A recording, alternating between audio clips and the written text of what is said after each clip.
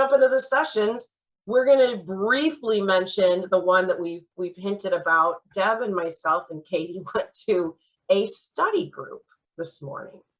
And the difference between a study group and a session is it's usually smaller, and they cap it, and it also it's interactive.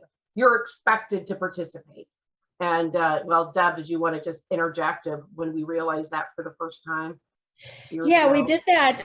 Like, I think it was a couple of years ago. We're like, wow, that study group sounds really cool. We've never gone to one of those before.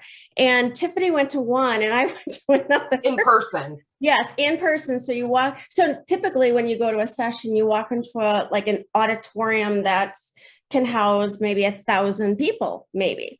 And this was a small room with maybe 20 to 30 chairs. Once you open the door, you're kind of in there. And you can't just walk back out.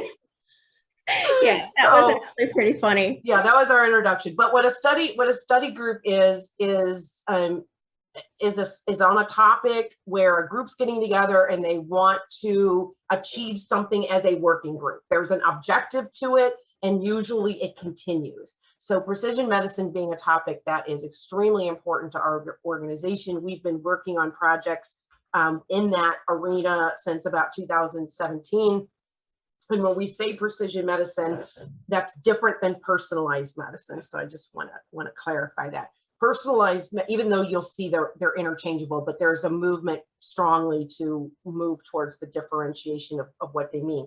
Personalized can be exercise, diet, method of, you like infusion, you like injection. Like there's a lot of personal preferences.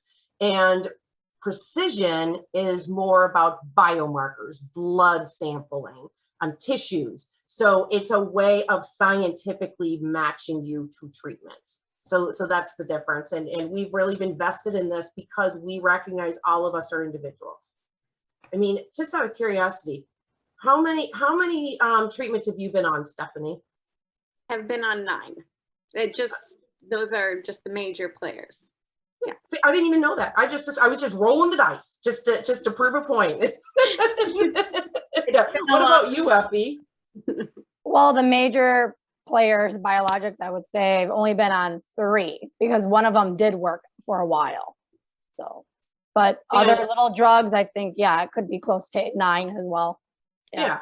So, it's just Deb too. Deb's been on a ton of them as well. And it's just, the point is that either they lose efficacy, or what's interesting is what'll work amazing for one person doesn't do anything for another person. And you could have the same diagnosis. So that's where precision medicine really is coming in. And we started seeing it really for the first time stated out as precision medicine now. But Deb and I have been attending sessions for a few years where it's kind of hidden in the messaging. They talk about biomarkers. They talk about the individual need, but the phrase hasn't been out there like it is in the titles, which is also interesting to me because you're seeing all of this study about cost. So that kind of ties in together. If you're going to move towards precision medicine, you need to show that the treatment that you're picking for an individual person is going to actually save money. So it really does make sense why those are together. But it was a good session. Deb or Katie, I'm going to let you tell a little bit about it. In my opinion, it's very scientific. For me, I think I'm the only person, or the person who has maybe the least experience with all of the scientific type of data in this group. But it was very interesting to see, where it was going and how we might play a role. So. Okay. Deb, did you want to throw anything in there? Yeah, actually, so both of the doctors were from Madison, Wisconsin, and they're part of the UW rheumatology program that my rheumatologist is part of. So I knew both of them.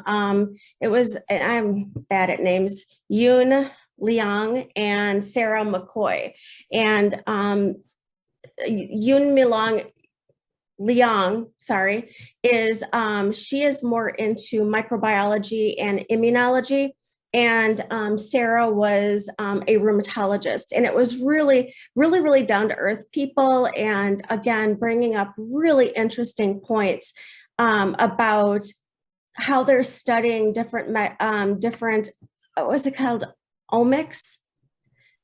They abbreviated it to omics. Yeah. Yeah. Omics, yes. And I can't remember exactly what that stood for at this time of evening, but it was just really interesting how it was so individualized, and drawing blood and being able to classify people into different kinds of medication and how it's affecting their DNA and their RNA. So it was really interesting as far as that goes.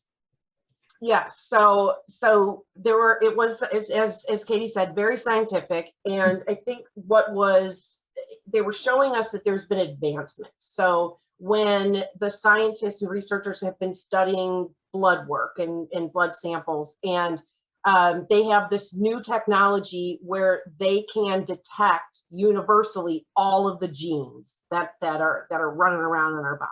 Right.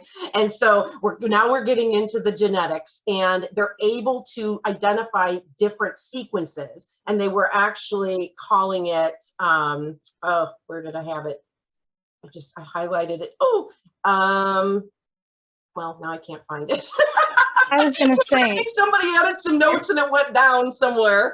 But there was a really cool term that they used that I can't find. And Genomics, immunogenomics, genomics, transcriptomics. Oh, no. Proteomics, and then epigenomics.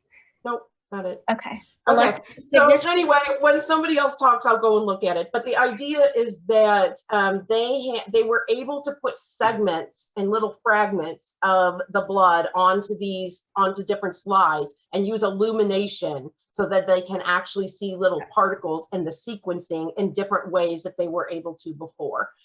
So what happened was the question that the group was trying to come up with or to get answered was, how can we take this science now and put it into the clinic? How could a patient go to the doctor and have this incorporated into their treatment plan?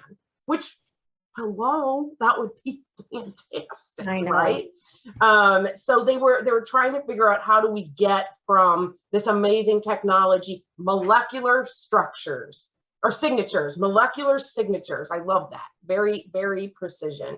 And so essentially they presented a study that took healthy people and took people who are diagnosed with rheumatoid arthritis, and they took these blood samples, and then using this new technology, they put it under the microscope. They were looking at it in these lenses, and they followed them over time, and they could see in the genetic responses who had RA and who did not. And they also could see, as they were administering biologics, different medications to them, they could see that the changes were happening, but never fully achieving remission. So that it led to a question like, why did some people get better than other people? So it really did show that by taking this technology, they could see in the same population of RA patients, some getting better and some getting not. That was the big aha takeaway there. And so at the end, they went into breakout groups. And they were like, would you like to be in epidemiology, or there are words so big I don't even know? And we're texting each other. I said, hey, you guys go into one of those breakout groups? What? No. So we were like the only ones, I think, that hung out in the regular room, because there was no way we were going into those rooms. And so when they came back, they said their goal in there was to figure out missing gaps. How can we achieve this? How can we get it from A to B? And their answer was, of all of they had like 7 or 8 different ones, but the number one way was to get more patients involved so they could do clinical trials. They need more than the regular clinical trials because you have individual response. And if you have individual responses, then in order to measure research so that it is quantifiable, so that it can be considered research that can be I know the word I'm looking for. Useful. Stephanie, you probably know the right word. You're going to school for this. that can be measured when we look at quantitative data. That's data that's turned into numbers that can be counted, right? So yes, and so and that's important if we're, especially if we're going to be assigning these expensive treatments to people. So you need enough of that subgroup to be able to justify, okay, this medication works right for this person. So we, of course, as the only patient group that was there at 6:30 in the morning, chimed up and said, we'll help. And so it wasn't even 5 minutes when the session was over and we were emailed by them. So it ended up being really good.